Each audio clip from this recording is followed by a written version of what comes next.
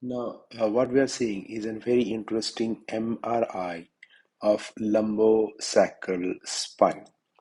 Now, this is a very interesting MRI. When we see that we must know that these are all sacral vertebrae, and this one is L5, this is L4, this is L3, this is L2, this is L1, where spinal cord ends. Spinal cord ends around L1. So this is very easy to remember. So when we see these vertebrae, what we can very easily make out that we always have to make sure that the vertebral bodies are crystal clear.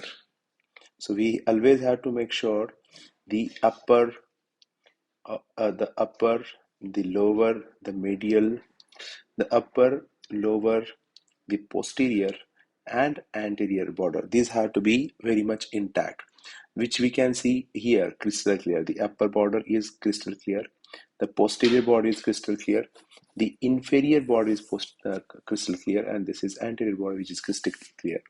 This is a disc. This is a disc which is present in between the vertebra. So this is whitish, or we can simply call it as a presence of, you can simply call this whitishness is because of the presence of content of the water, because in T2 white is water looks white. So this is all CSF, this whitish part is all CSF. So water looks white on T2 image. So this is all CSF that we can see.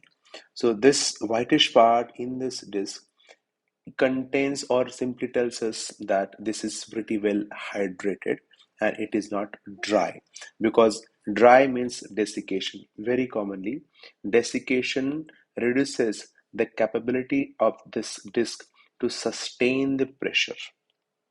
So sustainability of the pressure markedly reduce if this disc desiccates or becomes dry. So this will appear more of a blackish in nature, and it will be more of a brittle, so that it will simply get protruded toward the posterior side, and it can very commonly compress these nerve roots or this spinal cord. Now in this MRI, what we can very nicely see that whenever we are looking for the intactness of these vertebrae, we can see that this is L5 and this L4. We can see that this vertebra is not at all intact. In this vertebra, this inferior border we can see, but the posterior is not crystal clear. The anterior is only clear up to two-third, and the superior is not at all clear. So this much portion of this vertebra is totally destroyed. This is all damage. You can very nicely see. Compare this, compare this vertebra and this much bone is completely damaged, and it is showing this is all bone marrow of this vertebra, and this is showing the signal changes. In between it is very much dark here, and here it is whitish in between. So it means that this is bone marrow signal changes, abnormal signal changes in L4 vertebra. At the same time, we can see similar changes in here as well. If you can see here, also we can see the marrow uh, signal is not good. So what we call it as, whenever it is intact, we call that there is normal marrow signaling, but whenever it is less evident, we call it as there is altered marrow signal intensity. So here it is abnormal, and here it is very crystal clearly abnormal. So we know that vertebra is definitely involved. So apart from that, is there anything which is also involved?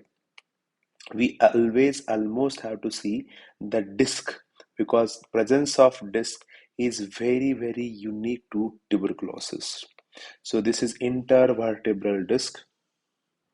This is intervertebral disc. Here the L3 is involved, the L4 is involved. The disc is not at all apparent here. The disc is totally destroyed. The same way here, if you can compare this disc and this disc has uniform intensity. This has uniform, you can say color, whiteness, but here this uniformity is lost. The whitishness is all because of the content of the water inside the disc, which tells us about the integrity. But here, this disc is significantly damaged. That is the reason why it is blackish in the anterior portion, in between portion, posterior portion, and it has some signal changes here as well.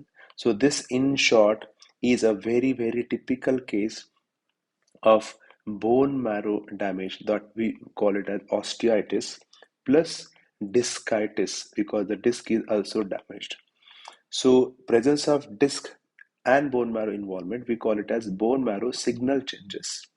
What we call it as bone marrow signal changes on MRI, so, which are very much crystal clear here. So apart from this bone marrow signal changes, what we can see, if you see around this lumbosacral spine, on bilaterally we have psoas major muscle. Psoas is the primary flexor of thigh, and this can be seen here.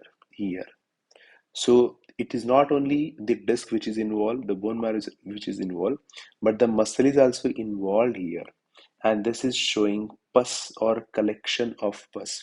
So this is very, very highly likely case of TB because TB almost universally not only involves the bone, which is osteitis, plus it also involves the disc, which is called discitis.